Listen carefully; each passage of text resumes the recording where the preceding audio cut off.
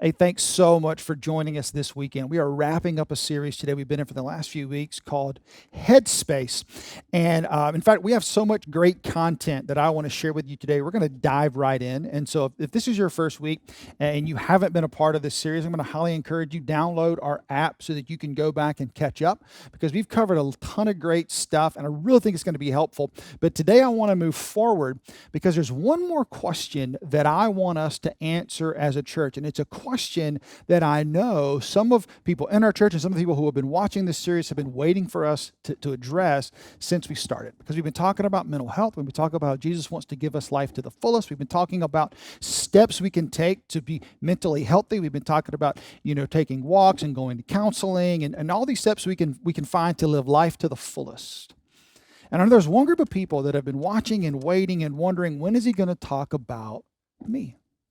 And that's what I want to talk about today because I understand when it comes to mental health, yes, for some of us, there are small steps we can take and we find ourselves healthy again. For others, there are steps we take of going to counseling and maybe even some short-term medication, and then we find ourselves back to how we were before. But there's a group of people that live in our church and in our world who, for them, mental health isn't a quick fix. Mental health isn't something that they can just go and get solved. Mental health is something that they manage. And it's something they will continue to manage for the rest of their lives, be it because of something they were born with, a chemical imbalance, or something that happened to them that was so traumatic that it left an indelible mark on their souls. People that struggle with addiction, these aren't things that they ever just get to wipe their hands of and say they're done with. They are struggles and issues that will walk with them in their lives. And to them, I want to say, God has an answer for you because I know you're wondering, hey, if Jesus promises life to the fullest, and I believe in Jesus, and I'm pursuing life to the fullest, why is this still a thing I struggle with? Why isn't this thing gone away? Why hasn't it been healed? It's a very valid question, and it's such a valid question that God saw fit to give us an answer, a direct answer through a man named Paul. Now, we talk about Paul a lot here at Wellspring because Paul was a missionary of the early church. He wrote about half of what we call the New Testament. He would go to new towns, he would start churches, and he would write those churches letters to teach them what it meant to follow Jesus. He was literally a founder of our faith. And what you may not know is that Paul actually had a lifelong struggle. And in his letter to the church at Corinth, actually the second letter, in 2 Corinthians, Paul talks about this struggle, and he calls it a thorn in the flesh. Now, we don't really know much about this thorn in the flesh. Scholars have debated for years what the thorn in the flesh was. Some believe it was a skin condition. Others believe that it was a severe speech impediment. There are scholars that think that Paul was talking about severe mental struggles, that he was suffering from severe depression, that he was suffering with severe anxiety. One of the leading scholars on Paul and on 2 Corinthians says this about the thorn in the flesh, and I think it sets us up perfectly for where we're going today. Here's what he says. He says, the ambiguity about what Paul's thorn in the flesh might be allows others to identify their own personal thorns with Paul's and to appropriate the theological lesson. Now, here's what that means. That means when Paul talks about his thorn in the flesh, which he does, and it means when Jesus responds to Paul's thorn in the flesh struggle, which he does, and we're going to look at it in just a moment, what God is doing by leaving that thorn in the flesh ambiguous is he is inviting us in to Paul's answer. He is inviting us to identify with Paul's lifelong struggle, and he is inviting us to receive Jesus' answer to Paul's lifelong struggle. A lifelong struggle of something that he manages every day, that he deals with every day, that interferes with him. And here was Paul's number one fear about his thorn in the flesh. His number one fear was this struggle, whatever it was going to impact his ability to serve Jesus. Paul knew he had been called by Jesus to take his message to the world. He knew he'd been called to be a missionary, and Paul was terrified that this thorn in his flesh, that this struggle was going to disqualify him from the ability to serve. And that's why we're told in 2 Corinthians, he prayed these words. He tells us that 3 times I begged the Lord to take it away. Paul says 3 times he begged Jesus, whatever the struggle was, to please take it away, to please get rid of it, to please remove it from his life, to please heal me. And the reason Paul wanted to be healed, there's nothing wrong with asking for healing, there's nothing wrong for asking to be set free, but the reason Paul wanted it is because he was afraid the thorn disqualified him from service. And I wonder, for those of us that see mental health not as a short-term struggle, but a lifelong journey, I wonder if anyone's ever whispered in our ear that we are disqualified from service until we get better. Has that ever happened? Have you ever looked at your struggle? Have you ever looked at your burden, at your hardship, and said, man, I'll be a great mom when this is gone. I'll be a great dad once I've finally conquered this. I'll be able to serve God. I'll be a great employee. I'll be a great boss once this is gone. So God, please remove it. If that's you, that's exactly where Paul was, because he was afraid the struggle disqualified him from service. And the reason we're looking at this entire passage today is because we are invited to identify not only with Paul's struggle, but to identify with Jesus' response. Paul had a struggle that he thought disqualified him, and if you have a struggle that you think disqualifies you, here is what Jesus says back. Paul says each time he asked to take it away, each time Jesus responded, my grace is all you need. My power works best in weakness. You know what Jesus said to Paul? And you know what Jesus would say to you? The only thing you need to serve me is me. Jesus was saying to Paul, I see that struggle. I know you have that struggle. My power works best when you trust me in that struggle. I'm not waiting for you to get your act together and get better. That's not how I work. I came into your life in this moment. I have a plan for you, and I want to move in you and through you to change the world around you. Your struggle doesn't scare me. That is what Jesus would say. And what he would even say, what he says to Paul, he would say to us. He says, and if you let me, I can turn that struggle into a strength. You have no idea what I can do through a life fully devoted to me. And that's really what I want us to focus on today. As we wrap up this series on mental health, and as we deal with the fact that sometimes there are going to be struggles that we will wrestle with forever.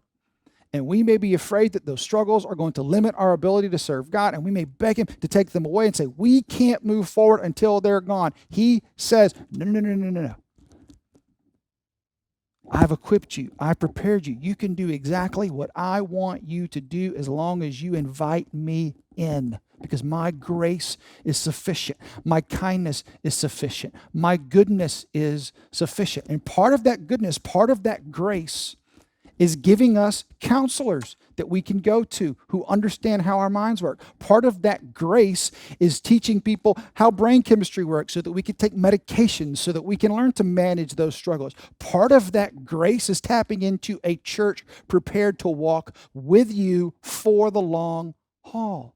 And that's who we are, and that's what we want to be. So what I want us to do today, again, as we understand this idea of the struggle, this idea of the thorn in the flesh, first I want to take you to an interview we did with 2 local counselors to talk about what this entire process looks like, and then we're going to end today with a story. a story of a young lady in our church, a story of a young lady who found a thorn in her flesh, and how God is moving through her to do more than she could ask or imagine. So let's check it out. All right, well, as I said, we're going to have another conversation today with two more experts in mental health. We have Bruce and Mandy. I want to thank you both for being here. Bruce, you're actually a Wellspringer. I am. And really, really honored you guys are here talking about finding freedom in mental health struggles, finding freedom in mental health challenges. But kind of before we dive in, why don't you both share a little bit about how you got into this professionally, what drew you into the mental health field, and how that's kind of affected your faith as you've learned, how God can help us in these struggles. Well, my name is Mandy Mitchell. I'm a licensed clinical social worker at the center. I specialize in seeing couples. And what's funny is I was actually pre-law and worked in a family law firm and decided I would rather be on the other side of it. Yes. And so here I am now, and I am certified in Gottman therapy, and so it's my passion and it's what I love. I believe it's the relationships in our world that keep us together, and that's what's brought me closer to my faith, absolutely, is that trust in God, that relationship with God, and how I can use that with my relationships with people in my life. I'm Bruce Lynch. I got in a roundabout way into the profession. I had my own personal struggles in high school, college with depression, alcohol, other mood-altering substances, which led me to, by the age of 24, homeless, jobless, friendless, faithless. Then some doors opened. I was offered some assistance. I accepted that assistance and haven't looked back since. How it's been interesting because I've been in the other seat. And it wasn't until 2007 I took my first job in the helping profession, working for the County Alcohol and Drug Abuse Commission. And how it's increased my faith. I get to see daily how God works in people's lives. I get to see lives restored. I get to see relationships restored. I get to see life come back in the eyes of people. When, they come into drug treatment facilities. I've worked at the jail. I've worked at homeless shelters. You just see life come back into their eyes. And it's also reaffirming when they share their faith, how they couldn't see how they would get through something, and now they got through it and they attribute it to God. It's reaffirming. So Bruce, thank you for sharing that. And that actually leads into part of this conversation, because one of the goals of this series is to remove the stigma around asking for help, the stigma around needing help. You said help helped. So my question, I guess, for both of you is, and for the people watching at home, when someone comes to your office, when they meet with you, when they ask for help, does it ever cross your mind to see that as a weakness? Never. Right. I had to learn my own self. I was offered help, I accepted help, and I had to learn in my mid-20s that asking for help is a sign of independence. Up until that point, I thought, it was dependent. I can do this on my own. I'm self-sufficient.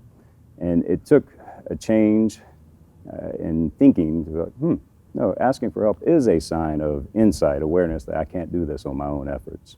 How I see that God uses our struggles to show His presence, to show His power. If we got along just fine, we might not have to rely on Him. And so I was pretty much, my self-will had to be crumbled, so I would start to rely and depend upon God's will in my life, and it's been much better on this side. I think that relying on God's will and then having the strength and the humility to ask for help, I think, is part of showing our self-reliance, right? Part of showing the way that we are able to move within this world with one another, even though we might be having challenges, we might be struggling, knowing that everyone else has those same challenges and struggles. It just might look a little bit different for each one of us. So you're right, struggles, they look different for everyone. And one of the questions I think people at home and we're wrestling with right now, especially as we're kind of ending this series, is how do we know where we fall on the mental health struggle spectrum? Is our mental health struggle something that, we can solve ourselves? through some self-care, through some counseling, or is our mental health struggle going to be one that we're going to have to manage the rest of our lives? How do people know the difference? So there are, if we are talking about diagnosing differences, there are things called adjustment disorders. They're temporary conditions due to situational factors, circumstances, things of that nature. You've already made a reference. You lose a loved one. Well, it's natural to feel sad. It's to feel grief, to mourn. That's 100% natural. But then there are other conditions that are chronic conditions that, because of genetic predisposition, because of trauma in one's life, it changes the structure of the brain. It changes the chemical imbalance in the brain. And those things may be more persistent and will just need lifelong care, just like you've made reference to. Diabetes, other health conditions. Well, mental health conditions are no different. The way I like to look at it, I came back I was fortunate to get up to the mountains for a little bit over the summer. And coming back through Asheville, it was a torrential downpour. I had to slow down. We were going 15, 20 miles per hour on I-40. It was a temporary condition, so I look at mental health conditions as being an adjustment. I had to slow down for a little while, but eventually the rain stopped and we were able to pick back up on our own efforts. Then there's other times I use a tow truck analogy. Our cars work just fine until we end up in the ditch, and then we need a tow truck. And I look at that like being, that's where we need extra assistance to get out of that ditch so we can get back on the road and carry on our own efforts. But sometimes we can't do it. I can't get my car out of the ditch if it's in there. So that's kind of the way I try to set it up. So, okay, which one is this? Is this just a temporary condition? Or has this been persistent, more than weeks, more than several months? Or is it reoccurring? Sometimes depression, anxiety, you can be fine for a little while, and then all of a sudden a season, we talk about seasonal affective disorder. So any number of things can trigger some of that stuff. But reaching out for medication, asking, talking to a therapist, consulting a physician or psychiatrist, and that's where, again, we have this cluster of symptoms that we can, okay, well, this might work for that. And I think it's because we know ourselves best, typically, right? Or the people that are closest to us they know us. And so when we can really see the way our functioning is changing, thinking about your analogies, if you're stuck in a ditch, you're not functioning the way that you typically would. Right. And so that can always be a sign of maybe I need a little bit of help. I'm not reacting or responding to things the way that I typically would. Yeah. And so that can be a sign for us that maybe I need a little bit of help, maybe I need a lot of help.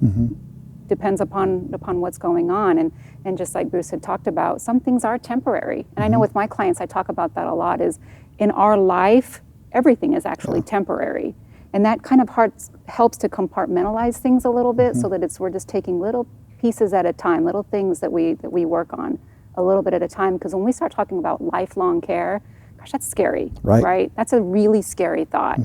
And so we think about, let's just get out of the ditch. Right. How are we going to get out of the ditch? We'll worry about the rest of the road when we get on the road.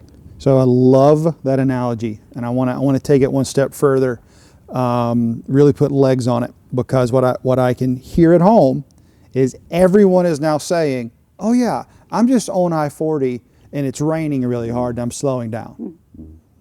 No one wants to admit they're in the ditch. In real life, we know we're in a ditch. And when we're in a ditch, guess what? We may have a best friend, but a walk's not going to solve that. You have to call an expert to get you out of the ditch. So, practically speaking, what are some symptoms, I guess we could say, for people at home? How can they differentiate, I'm just on I-40 and I'm having to slow down, or, you know what? I'm in a ditch. But what are some things they can look for? Just what Mandy said, and you've made a reference to in a previous sermon, that it's affecting activities of daily life, your relationships, your health, your job, your recreation. You just can't find some time to just relax. When it's starting to have negative effects in those areas of life, and you, on your own efforts, don't feel you can change it. And again, I look at families as a system. It's a family systems approach. Everybody affects everybody. And just like Mandy, I think relationships are vital, and they have the biggest influence on one's mental health. So when you're starting to see it affect your relationships in a negative manner, that's the time to, okay, something's going on here. And again, it could be support groups online. It could be 12-step groups, either online or in person. It could be therapy. It could be counseling, online counseling, telehealth. It could be, a circle group. It could be anything. But, I find that the enemy works on us best in isolation. If he can get us separated, and we're in the social distancing time, that we're isolated from a lot of our typical activities, that's where he gets us best. I can't tell anybody. I got to keep it a secret. You're only as sick as your secrets in the recovery groups they talk about. That's where he can do his best work. Versus, reaching out, talking to somebody, a competent professional, a trusted advisor, it can help break that cycle. Yeah. And I think, what is the harm in asking for help, even if you're not sure, right? Even if you're thinking, maybe I've got this, but I don't know. So maybe talk with someone and they can give you a couple of extra tips or let you know that this is going to be okay, or maybe this is a little bigger than what we thought it was. And so if you're unsure, if you're doing everything Bruce had said and you're trying to put all of these things into place, but it's still not feeling your normal, whatever that might be, because it's so individual, talk with somebody anyway. What's it going to hurt? So here's what it's going to hurt. It's going to embarrass me. It's going to be shame. It's going to cause shame. So how do you respond to that? Because that's what people are thinking. It's going to be embarrassing to reach out. It's going to have to admit something's wrong with me. So how do we get them past that first thought to the second thought of, but it'll be better on the other side? That barrier, right? We always get in our own way. Yeah, yeah, that's true. We do, and I think part of it is trust. Yeah, and I think that's part of where the faith comes in. Of yes, this is going to feel really uncomfortable at first, but if I have faith and trust that if I follow down this path, I will and can feel better and function better. Yeah. I think the other thing too is when we get to the point of realizing something isn't right, our functioning is changing, like I said. And so there may have already been things that have happened that might already be causing that shame, might already be causing embarrassment. And so maybe it's a way out of that feeling. Well, it's also, as we started talking, I'm thinking like you hear so many people talk about rock bottom. Rock bottom, it means like the shame is gone and you have no choice. And so what I guess what I would add as a non-professional is like ask for help now to avoid hitting rock bottom. Right? Because you've seen people at rock bottom and you've seen people that ask for help before rock bottom. Before rock bottom is probably better. I would say. It's a lot easier climb. Well, we use comparison unsuccessfully at times. If I get this bad, that hasn't happened yet. I haven't lost this yet. There's a lot of not yets. Yes. So don't wait till you've checked off all the not yets. Yeah. Right. Like, okay, well, it's affecting my relationship here. Research, statistics, early intervention. The sooner we can start, just you use medical and cold, the sooner you can start taking medication for a cold or something of that nature, the sooner you get better. Yeah. The less severe that problem gets. So early intervention is key, and that's part of this series, is just bringing up awareness. But thinking about just demystifying that process a little bit. I mean, counseling, therapy, it can seem daunting to somebody walking in. But at the end of the day, all a therapist or a counselor can do is offer some information. Obviously, they've been trained, they have a license, they've had the education, they've worked with hundreds or thousands of individuals by this point. The good thing about we are all more alike than we are different. We all kind of want the same thing. We all, want, it's how we go about it's different. But because that's a study of human behavior, we can work with different things. I mean, one of the things is, thinking if there's a name for it, that means somebody else has done it. And sometimes that will get us in that shame, and having a trusted advisor, having a therapist to kind of share some of the past trauma. Like right now with the COVID and the social distancing and all the changes that we've had to endure and work through and process, all that stuff in the past has just been exacerbated. I noticed, and I supervise a new therapist as well, and I noticed they work a little bit more with adolescents than I work with. It seemed like March, April, into about mid-May, everybody was persevering. Everybody's like, yeah, we got this. And then about mid-May, you know, the anxiety started to come up. The exacerbation of some other underlying conditions started to come. And that's kind of persisted throughout the summer. And I'm interested to see how things go in, you know, as people go back to school, depending on what that looks like for everybody. And that's the part that I think, just demystifying the counseling process. It's okay to step in. We can just share some information. You can get an appraisal or assessment of where you are. Do you find that most of the time everyone else in a person's life knows they're in a ditch before they do? I would say more often than not. More often than not. Not always. What would you say? Depending on what the issue is. Exactly. It depends on what the It's issue is. Some people can wear the mask for a while. Well, and, I mean, just in that, family members are typically concerned, I don't want to say anything, I don't want to make it worse, I don't want to upset the relationship. You know, about how to approach a family member if you see somebody struggling. I shared a little bit, you know, my brother came to me in a very caring, non-judgmental tone, just asked me if I was tired or if I wanted some help. And it had no other motives to it. I always talk about, you know, a lot of times if we have loved ones or somebody in our family or a close friend who is really struggling, we can start to get angry. We can start to, you know, resent because why can't they do this? Why do they keep doing this? Why won't they get help? Right.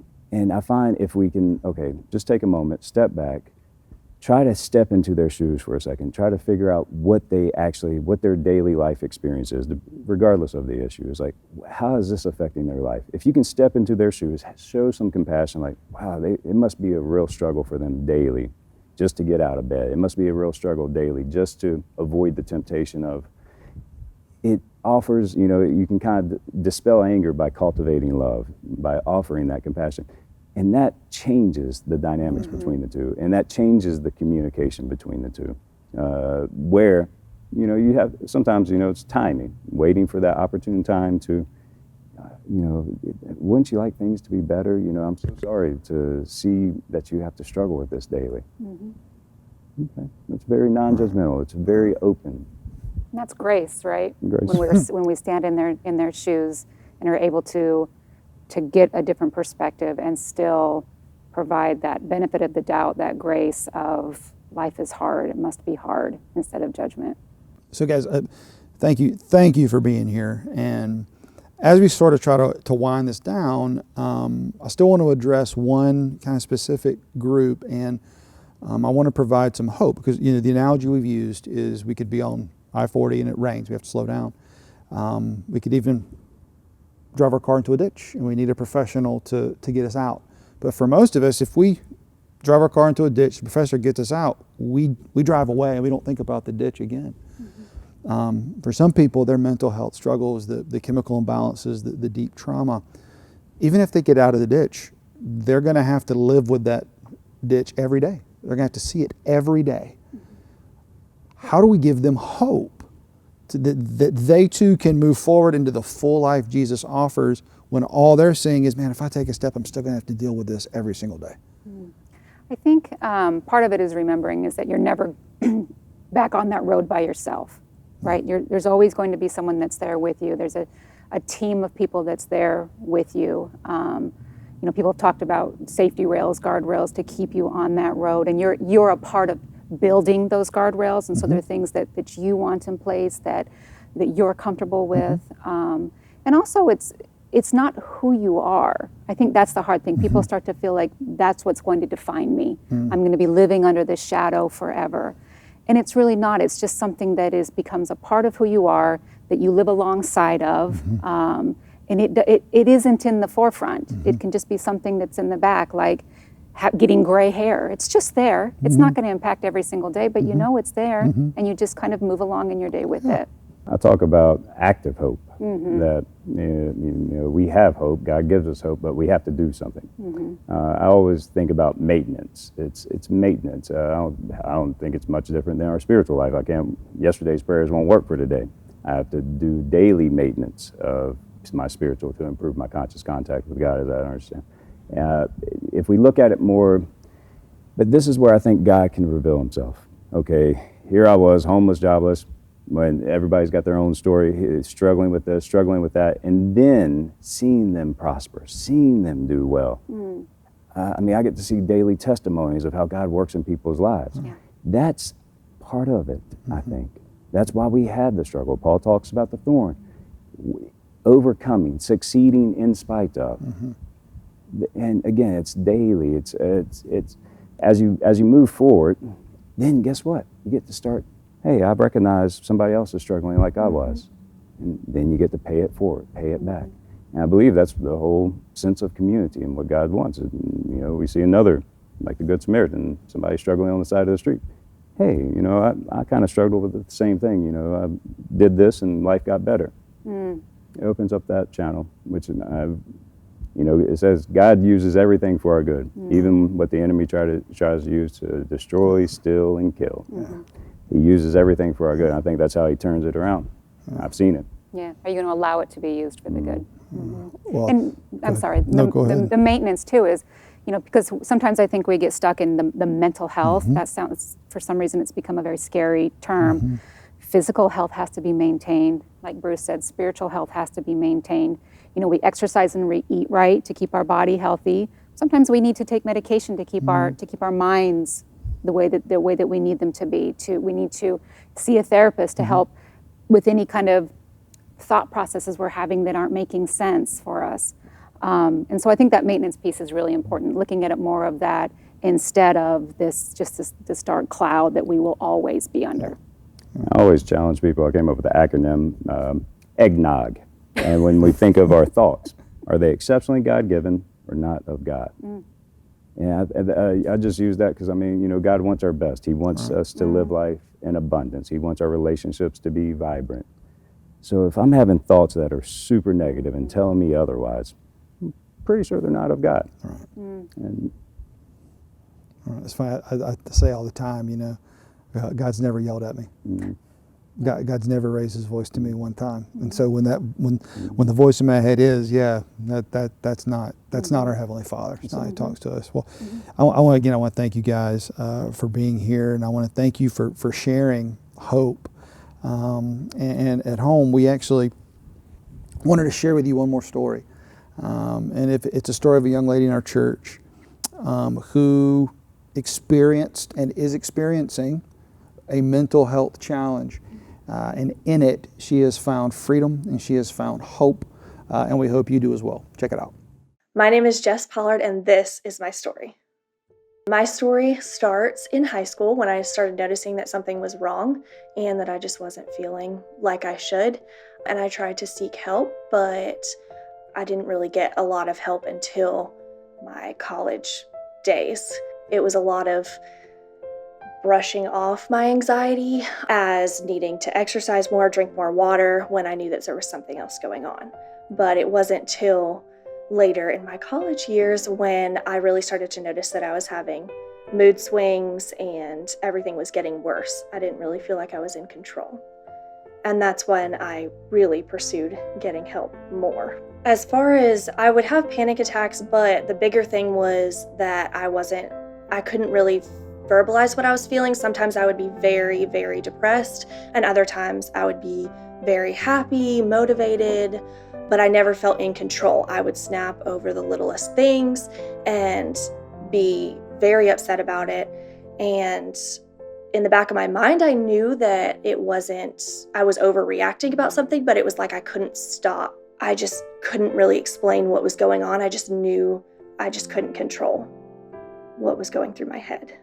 When things got really bad, I finally decided about a month into this really bad depression that I needed to get help. So I made an appointment with my school counselor.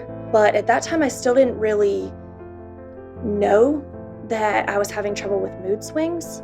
I didn't really identify that until later. So I sought help about my anxiety and my panic attacks, but there was still something else going on. But I tried to talk about it, but again, there was kind of a brush off about that everyone gets mood swings, everyone feels down sometimes. One of the biggest ups and downs that I remember from senior year was a vacation that my family took. It was a great vacation to Tennessee, but one night I snapped over something little, overreacted, and it was another one of those situations where I knew in the back of my head that I was being ridiculous, but I couldn't stop it.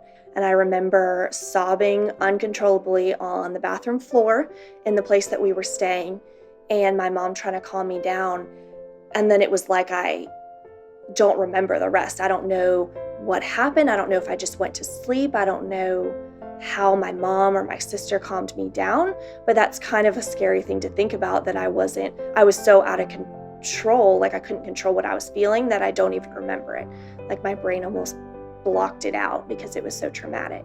And looking back, I can really see how that bipolar was affecting me before I even knew what it was. So junior year, I had been taking psychology classes that were basic psychology classes, and that's where I got more information about bipolar.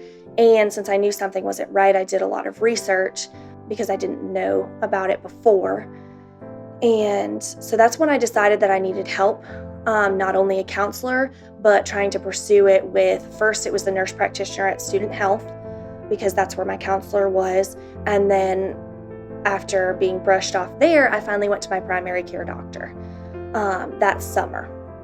And he noticed that something was wrong. He started me on some medication, and it was a long journey of not only getting someone to believe that there was something else going on because I couldn't verbalize it well, but also getting medication straight, starting to see a psychiatrist.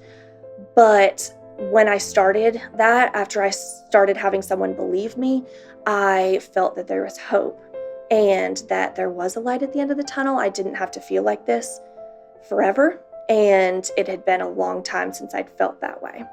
So I had a lot of family members and friends who I knew they meant the best, but kind of told me that prayer was going to be what got me through. And it's not that prayer wasn't helpful, but I knew that it wasn't everything I needed. So it got very discouraging. And I wouldn't say I ever lost my faith, but I was very hopeless, and I didn't understand why I was having to go through this and how to make it better. But when looking back, it's really made my faith stronger, because I know I wouldn't be where I am today if it hadn't been for the Lord guiding me through it. I realized that God had a plan for everything, even down to I had to take an extra semester in school, which was heartbreaking for me. And then the next day, it was like I had a peace about it. So it was just down to everything I could tell. I started to be able to tell how he had his hands on everything and had a plan. Before this experience, I was very much a homebody, relying on my family a lot. And when I had to venture out and do this on my own as an adult, it kind of set me up for being able to move to a different city, like stay in the city that I had gone to school in, start my career, get my own apartment. So it wasn't easy at first, but it really did help set me up on the course that I'm on right now, and has made me so much stronger because I know what I can get through, and that I did this with the Lord by my side, that I can get through anything with him. So it's definitely hard to find out that there's something like bipolar going on, especially with the stigmas out there and so many people not knowing what it is. And it's kind of a fear. It's hard to not let it identify yourself, and it's a fear to let people know sometimes because of the stigma. But I have learned not to identify with it, that it doesn't define me, that it's just something that I have to deal with, and it's just a thorn in my side, and that it doesn't make me crazy, it doesn't make me weak, it makes me stronger, and that the Lord has brought me through this and given me a story to tell and a way to help other people, because nobody should ever have to feel as hopeless as I felt at one point. And it is possible to get better with the right doctors, the right medications. Even though it's a long journey and it's not easy to ask for help, it is possible. You don't have to feel bad for the rest of your life. You don't have to let it control you. My bipolar is not who I am. It doesn't define me. And if you are struggling with something like this today, I want you to know that it doesn't define you either.